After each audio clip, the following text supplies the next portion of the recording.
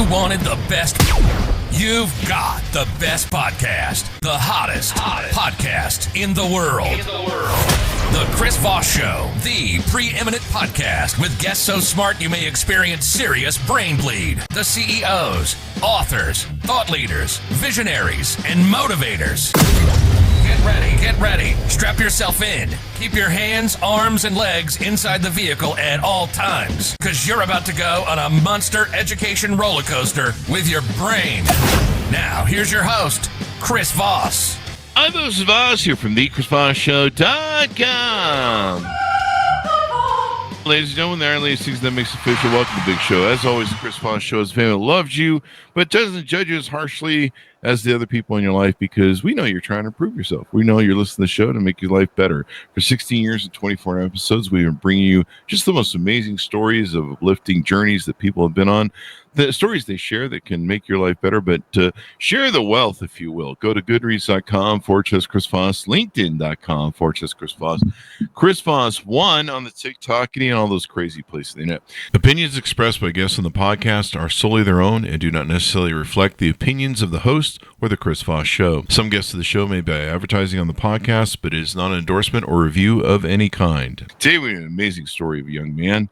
Andrew Kirkland joins us on the show. He's the author of his book that came out May 10th, 2025, From Kingpin to Kingdom. We're going to get into his story, what happened to him, his journey, and how he found redemption and is making the world a better place now. Andrew Kirkland is a former drug kingpin, radically transformed by the grace of God. Once driven by power, pride, and the illusion of control, he now serves as a speaker, author, and prison ministry leader. His debut book tells the raw and redemptive story of how God rewrote his life. Today, he disciples men and boys walking out of addiction and identity crises and shares a message of hope for those who feel far too gone. He is the founder of Redemption Road Press and regularly teaches in jails and recovery programs across Tennessee. He volunteers with Men of Valor, a nonprofit that equips inmates to connect with God, study scripture, and walk in full recovery through an aftercare program boasting a recidivization rate of under 10%. That's pretty amazing when you know recidivism rates for prison. One of the best in the nation. Through his book and mission, he aims to take his testimony across the country and bring real hope to the helpless. Welcome to the show, Andrew. How are you? I'm doing great. Best day yet, Chris. Thanks for having me on. Thanks for coming. I love your attitude. Best day yet. I should say that every morning, huh? Exactly. There's only one day that you got. You don't have yesterday. There you go. You don't have tomorrow. You only got today. That's true. The present is the only time you can really control right now. You can't fix the past. Whatever's in the past is the past. And the only way to adjust the trajectory of the future is this moment right now, what you do now. So give us any .coms. Where do you want people to find you on the interwebs? Yeah, I have my own website. It's the same title as the book, From Kingpin to Kingdom.com. I offer services on there and a link to my book. So give us a detailed 30,000 overview. What's inside your new book? Yeah, that's my debut book, and it's my story, a conglomeration, I'd say anthologies, not an autobiography from start to finish, but it's stories, crazy stories, how I became a drug dealer, the different methods that I used. Hopefully it's not a blueprint or a template for people. Also crazier stories that go back about sex addiction, pornography, materialism, the disillusionment of it all, and psychology about what makes a person a criminal. That's just Fridays around here. I'm just doing jokes. I mean, it sounds like you've had quite the journey through life, and now you're helping others by sharing it, talking about it, et cetera, et cetera. Tell us about this journey, about how did you end up being a drug kingpin? What was it that shaped your life, maybe from youth, maybe had an influence on you that kind of led you down some of these dark pathways? That's a great question. It started with just wanting to fit in and be accepted and approved by people. I had a big gap with my father being mostly out of my life. And that basically led me into marijuana. and that became an addiction. Mm-hmm. That addiction led into, feeding that desire to want to be approved by people and being in drug circles. And, you can fast forward that with the business degree. I became basically the Walmart of marijuana in the Nashville area. The Walmart of marijuana. And so it's not, did you have an addictive personality? There are people that have an addictive personality and they get addicted to everything and anything. Is that kind of something you had growing up? Absolutely. Both my mother and my father had alcoholism, and I believe that is genetic. And I've been an addict of everything. Wow. Thankfully, I'm hypoglycemic. Even being a veteran of the Navy, I can't drink very much at all. It's just like NyQuil to me. If it weren't for that, I'd have been an alcoholic on top of a drug addict. Wow. Yeah, I was lucky enough that I have a very high tolerance for everything. I don't know why, except for penicillin. Like I can be dead and you can give me one pill of penicillin and I'm alive again. But everything else, you got to drink a lot, which means during alcohol, I drank a lot, but at night. But any of the drugs, it kept me out of any of the drugs because they just weren't interesting at all because they just wouldn't work. So really, that was kind of helpful. Yeah. Cocaine. I tried it once. It was like it made me feel like I was sick with the post nasal drip and gave me about the same rush you get from coffee. Like it just I haven't tried a lot, but a lot of stuff that I've tried, it's just like even aspirin. I have to take 3 or 4 Tylenols just to get it to work. So that kind of helped keep me out of some trouble. I feel you on that. But it sounds like you still found trouble and got into it. And so was your dad in your life or not in your life? Did you have a contentious relationship with him or just a non-existent one? My parents were married till I was 13. My father was 40. And I was his 3rd marriage and his 4th child.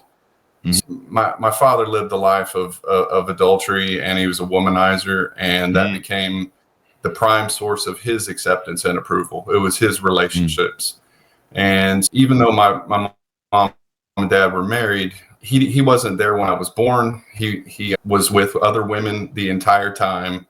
Wow. He would spend a week at home, a month with a woman. So that made the dynamic at home very confusing.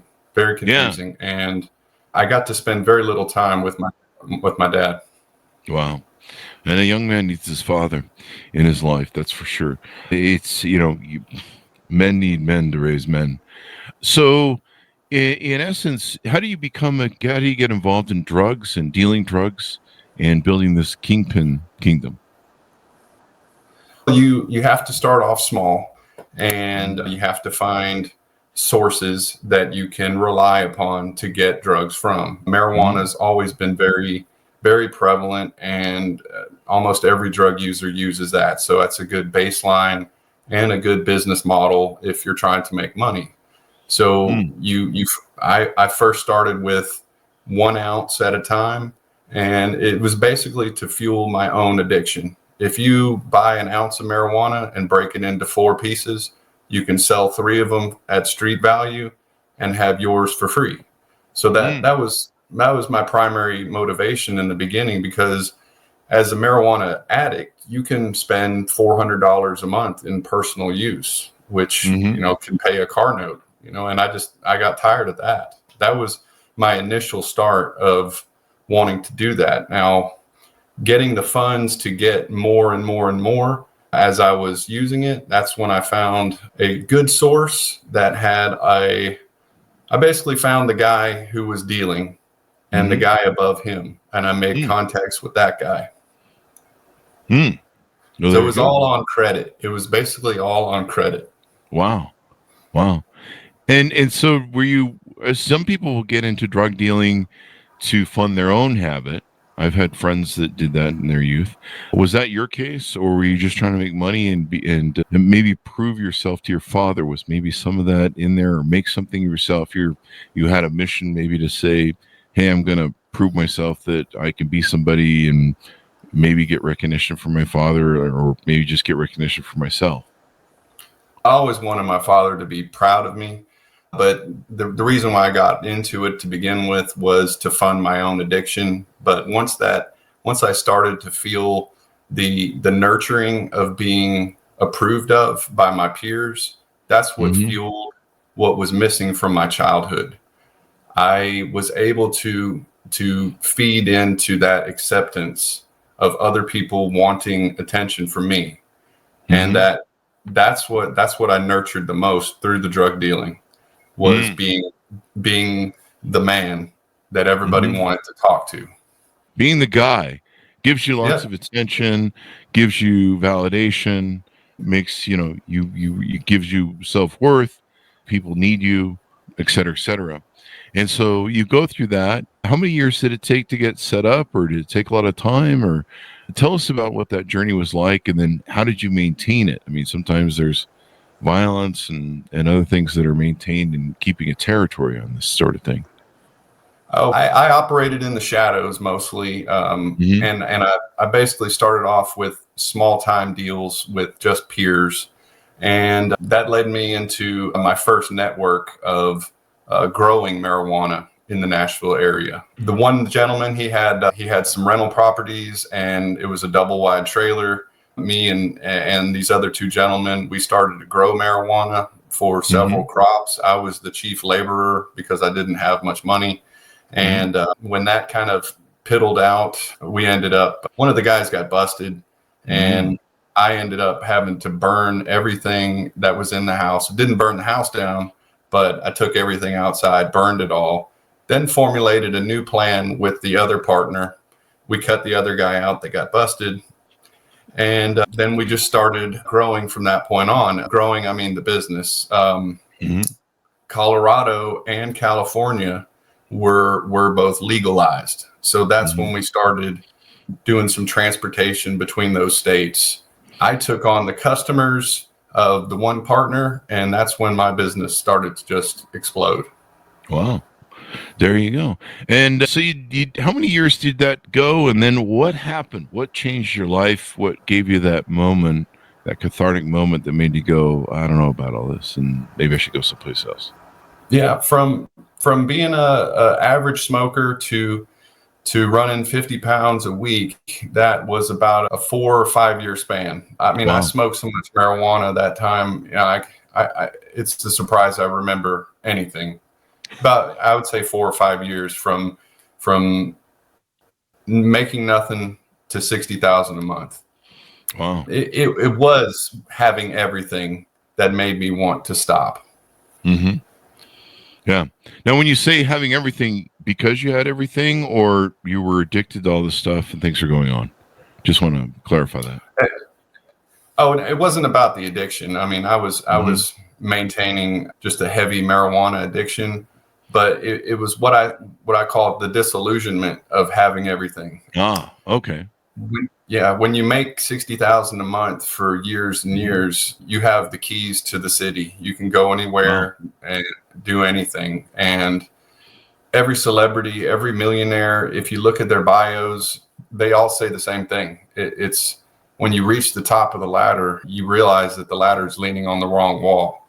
And it's not what the world says, that if you make all the money in the world that you're going to be happy. I wasn't happy once I got that point. It takes about 3 years. I give you about 3 years. If you won the lottery, Chris, if you won $100 million, 3 years, you'd say, I've had enough Mai Tais, time on the beach. I've had enough vacations. There's nothing new under the sun. Yeah, that's, some people, they bask in the glory of it all. And then you kind of start maybe to feel like you're living in a golden cage where you're living in this place and you kind of have this great life, but you also, you're run to the threat of prosecution if you run up against the law and different things like that. Yeah. So those are all issues that can take and happen. I mean, some definite downsides there. So was there any crazy real life moment that made you walk away? Was there a cathartic event, or did you just wake up one day and go, I don't really want to do this anymore? All right, it's kind of a long story, but it's Please three-pronged. All right. Yeah. So the first prong was I would regularly do deals at Panera Bread. I would use it as a cover. So I'd have people just go into the back of my car and get a pound or 5 pounds of marijuana at a time. There's a gentleman that sits out selling those newspapers. You know, you see homeless people doing that. And he's got cerebral palsy really bad. He was in the Panera Bread one day, and I walked over to him boldly, like I always speak to people. And I said, "What are you doing selling papers? You need to be collecting disability." And what he told me was the first thing that shook me. He said, "God gave me this body, and I'm going to glorify him with it." And in that moment, it was like I knew what I was doing wrong. The psychopathy going inside my brain, I had a breakthrough, and it just made me feel like even I'm making all this money, it doesn't mean anything. I'm not giving anything back. All I'm doing is taking. Second prong was the materialism. I had everything that I wanted. And one time I was taking my son, who was in my custody, I was taking him to one of the largest malls in the Nashville area. We had a handful of bags, and we were going to take them back to the car and unload them and go back inside and shop. And usually for people, that's a fun moment. You get to think about what you're going to do when you get home with the stuff, unboxing the shoes, how you're going to wear the shirt, blah, blah, blah. For me, it felt like I could have just thrown it in a dumpster and it wouldn't have mattered at all. I just became blank to that feeling of materialism. And the third one was I met a beautiful woman, and it was the first woman that I had dated throughout this process who, while we were dating, I found she didn't want any material possessions. She didn't anything about money. It didn't impress her. It didn't impress her the power that I had. And finally, somebody wanted to be with me for who I was. Oh, wow. And that was, it took 3 major things for me to wake up and say, I need a change. Yeah. And what were those 3 things? It was the man with cerebral palsy. It was the materialism, and it was a beautiful woman who's now my wife. Well, definitely lead us. Did she know about some of the other things you were up to and your extracurricular activities there, sort of thing? Yeah. She didn't know when I asked for her number, but when I picked her up for my first date, and this is a story in the book, turns out my finance guy, one of my partners, he came in from Colorado out of town as I was going to pick her up on our first date. My son called me and said, "Hey, so-and-so's here, and he's here to collect money," which was a regular occurrence, but it was unscheduled. So in this business, you can't just say, we needed to schedule a meeting. I'm sorry, this isn't good for me. It doesn't work like that. I picked her up and I said, "Hey, we're gonna have to go back to my house. I have to take care of some business." She said, "Okay." And we got there. She met my son, who was 15 for the first time. And she met this scallywag guy, my partner, who looked kind of like a mental patient who had been released. And yeah, I said, "We just need to count some money really quick, and then we'll be on our date." And I came out with a stack about that high. And her eyes, and I said, "We're just going to count them out in stacks of 1,000. Make sure you count them correctly. And as soon as we're done, we'll leave." Now, I thought that would be our last date, but we're married. Yeah. I mean, you bring stacks like that of money to a date, you got a good chance. It's kind of the way it works nowadays. So you have this experience, you decide, you find a woman, you want to change your life. And did you ever think of just kind of maintaining the lifestyle instead of fully giving it up, or, maybe hide it or keep it on the side, maybe do it a little bit? Because at this point you're making most of your money doing drugs. If at this point, is your intent to go legit, as they would say in Godfather 2? Well, now if the laws were different in Tennessee, that may have been one of the things I was being interested in. I was planning on buying a machine that would have taken raw material and turned it into the high concentrates, the things that people are using today in pens and things of that nature. But, I'm removed from that lifestyle for 11 years. So the legal changes, the states that have legalized it weren't like that then. So it was black or white for me. It was walk away or continue. And it just wasn't worth it anymore. I had come to what they call the end of myself, where I realized that this lifestyle, I didn't want to live it anymore. It wasn't going to work out. At this point, you've got to go find a job or a career or some sort of income replacement, correct? Yeah. When I quit the business, I had $30,000, and I buried that in my mom's yard for a little while. Yeah, I was mob style.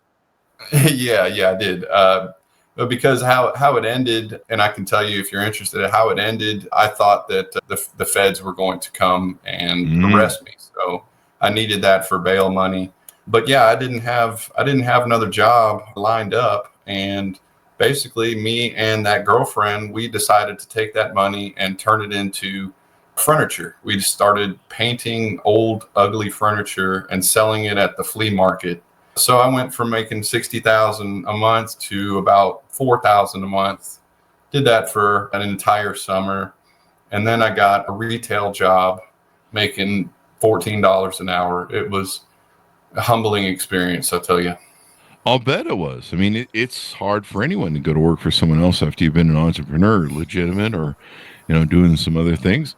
And it can be challenging because you've got, like you say, you go from 60,000 a month, you said, to 14 an hour. That's a bit of a shock kick coming in there and rebuilding your life. Now, how do you go from that to high level street life to volunteering in jail ministry? So I grew up as a Christian, as I even went to Christian school from K to 5th grade. So I had a foundation and a knowledge of God through Jesus Christ. When my parents divorced, I basically divorced God at the same time. As a lot of kids do, the foundation of their home has a lot to do with their foundation with God. And so when that crumbled, I walked away from that relationship. And I knew through all these disillusionments, like I was telling you, with materialism and pleasure and all that just escaping me, I knew that there was something more to life. I knew that because if life is all about what you can get, then I should have been completely happy. But I found myself completely empty. So I basically, on one of those roadside events, I pulled over on the side of the road. And I just cried out to God. I said a prayer like, God, it's been a very long time since we talked, and I'm an evil guy. I think nothing about just myself. And I kind of made a plea deal with God. I said, if you can get me out of this lifestyle, then I will give you the rest of my life. And 2 weeks later, through an event of my driver getting busted in Nebraska with $115,000 of my money, it was the pin that let the trailer go from the truck. It was the end of the business, as you could say it. Yeah, because you're starting to see that it's just a matter of time, right? It's odds. I mean, I remember what's the famous line from Heat? There's only so many times. The police are always on. I can't remember the line from the movie Heat, but the police are always on call 24/7 monitoring you.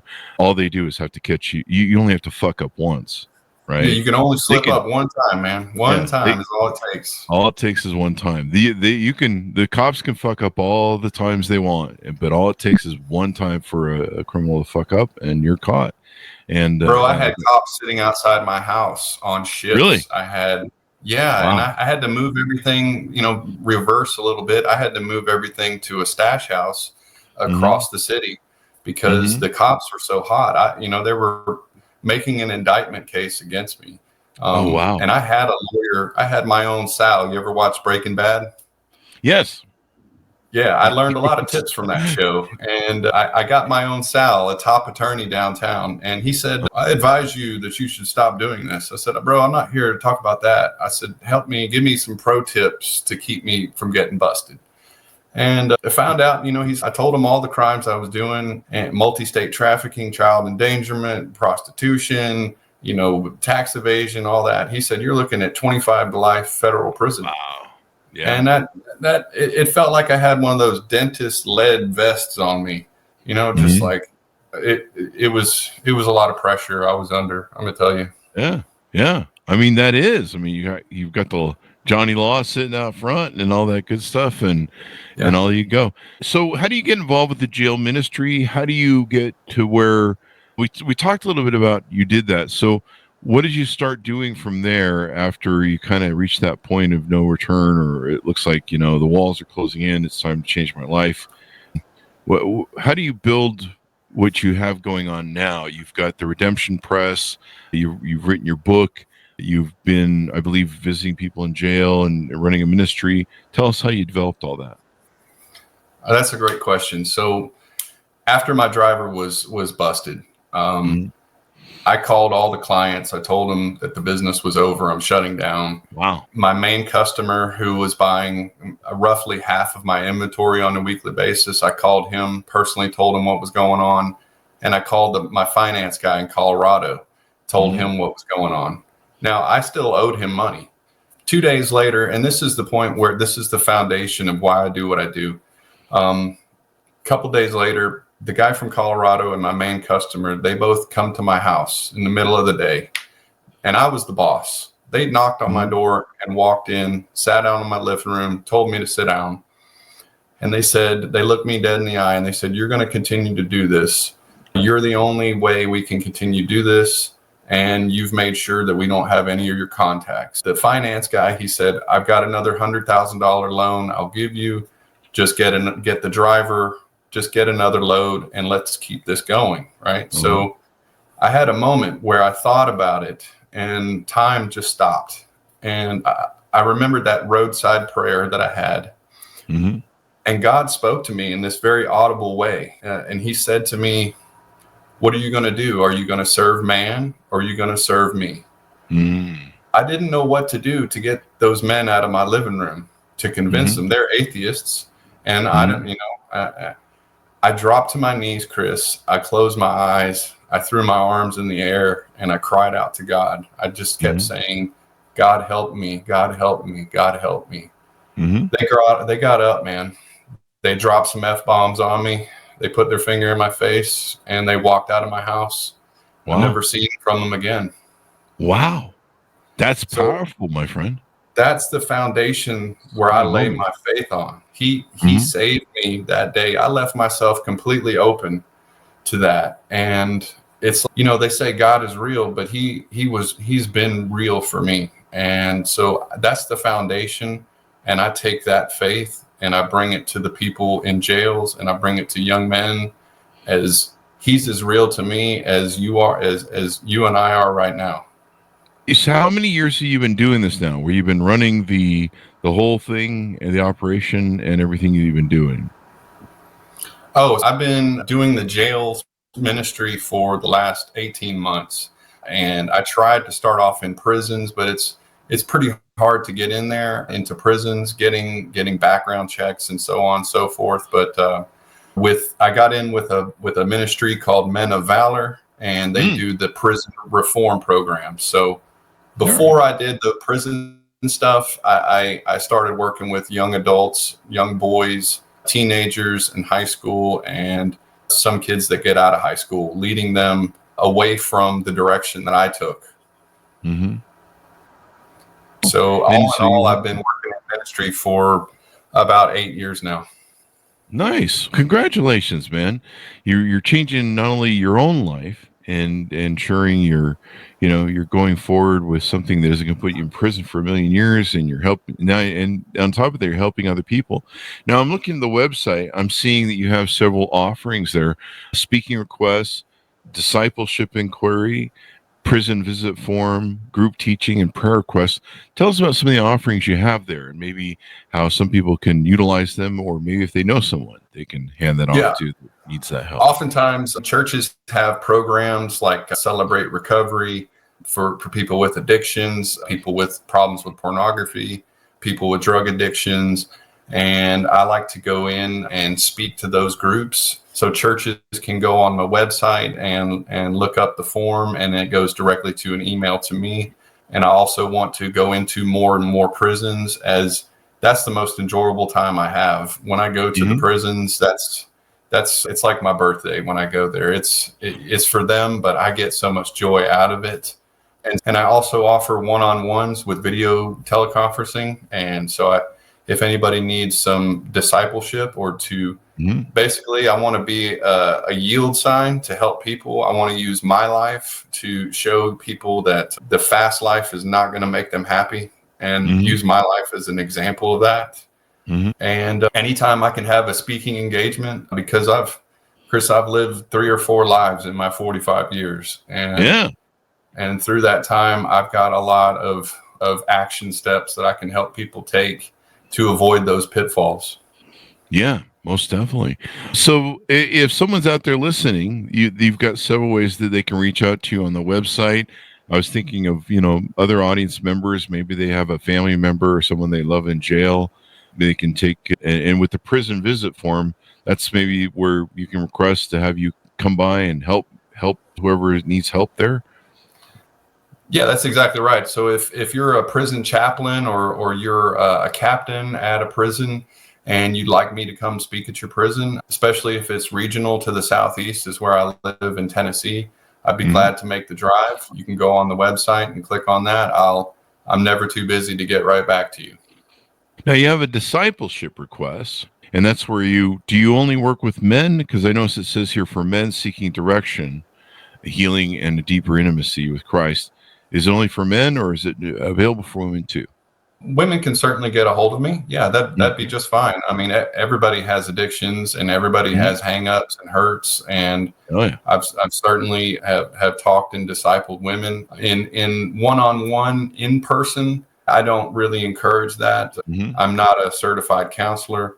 So specializing in men and young men, that's my specialty, but it's not off limits. So ladies, if you'd like to reach out to me, I'd be glad to talk to you. If it's about a young man that you have, a lot of mothers reach out to me about their young boys, and I've counseled countless number of troubled teens, and I love it because at the age 13, that's when they just stop listening to their parents. It's just built into them. So you get me, the cool uncle, and I'll tell them all about how to be a man. The cool uncle. Yeah. Yeah. I call myself Uncle Drew. I'm the cool uncle, but I teach them how to go to Spear and Rhino. I'm not sure what that is, but don't go there, folks. I'm bad. I know what that is. Spear and Rhino jokes always pay off to those who know. And so people can reach out to you. They can do like a web call, get inspiration, help them get connected with God. Why do you feel it's important for people to connect with God? I mean, there's lots of talk with, in AAA or not AAA and in AA services, AAA services. Yeah, if you need roadside assistance, call roadside assistance. But I mean, technically, I guess it could be a metaphor. You need some roadside assistance in your life. Find God. What is it about finding God that makes it so important? You hear like in AA, that it's that first step that you've got to do is realize, that there's something bigger yourself you need to take care of or believe in because you're having trouble with your, doing your life personally. Yeah. A simple answer is we were created by God for God. There is no other purpose in life except for to grow in character, to become like him. If you really want the peace and contentment that you were meant for, there's really no other way than through God. And by God, I mean through Jesus, because he said, I am the way, the truth, and the life. No one comes to the Father except through me. So I have found no other contentment other than through God. And that's why I know that I was created for him. As we go out, give people your final pitch out to reach out to you, get to know you, order up your book, and all that good stuff at amzn.to. Yeah, please go to my website, from Kingpin to Kingdom.com. I have my social media links there. I've got my email address there, all my services. from the personal one-on-one discipleship to speaking engagements, prison form engagements, and group settings. I offer group teaching settings, and also have a link to my new debut book, From Kingpin to Kingdom. You can get it on Amazon, and I am currently working on getting it in all the bookstores like Target, Barnes & Noble, and Walmart. If you go on to Amazon, please leave me a review. That helps the sales. Promotions are difficult. As you both know, you have to dump a lot of money into promotions. So getting this off the ground is the toughest part. Writing the book, that was one thing, but being on the business side, it's a whole different other. So please go to my website. Let's connect. I'd love to help you personally. Great job there. And it's glad that you've changed your life, but you've also changed others and shown what a wonderful impact that can have, and an example of redemption, as it were. Thank you very much for coming to the show. We really appreciate it, man. Thanks for sharing your journey, Andrew. It was my pleasure, Chris. And thank you for your great questions. Thank you for the time you've given me. Thank you for this platform. It's a pleasure. And thank you. It's hard to tell stories, and there's bravery to it. It's hard to write books and put this down to paper, but serving other people and helping other people and lifting the world to be a better place, can make all the difference in the world. I think when we're kind of young, we kind of take this world for granted, and we run around and do some funky things, but we find redemption or find a way to be better, and then we help the world be better. So I'm very thankful for what you're doing and sharing, folks. Order up the book wherever fine books are sold, out May 10th, 2025. It's called From Kingpin to Kingdom by Andrew Kirkland. Check out his website. If you know somebody who's struggling or having issues, or, maybe a loved one or a friend, or maybe you're in that position, he's definitely got some interesting offerings on his website that you can get help there.